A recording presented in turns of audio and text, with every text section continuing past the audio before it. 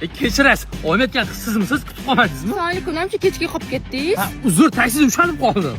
Siz hali taksida yurasizmi? Mashinangiz ham yo'qmi? Necha pul topasizmi? Ish qilasiz? Topishimni nima aloqasi bor? Nimaga aloqasi bo'lmas ekan? Mani qanaqa orzu-havaslarim borligini, mani qancha rasxotim borligini bilasizmi? To'ydan keyin asaloyga olib chiqish kerakligini bilasizmi? Nima men qushingiz yerga tegaman, boring toshingizni tering вообще. Qoshimni nima daxli bor?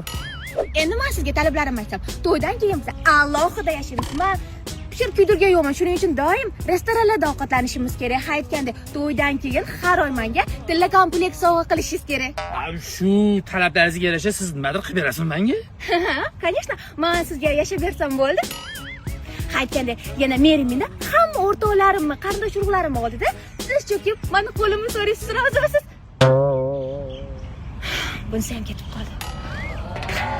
Yo'q, hozirgi qizlarga nima bo'lgan o'zi? Bu yil uylanamanmi o'zi yo'qmi? Kechirasiz, qolmadingizmi? Men sizga oldin aytib qo'y. Oyligim 5 million. Tegimda mashinam yo'q. Yo'qsam shu. Menga bular muhim emas. Agar men sizga turmushga chiqsam, qattasiz, qachon kelasiz, nima qilyapsiz deb umuman savol bermayman.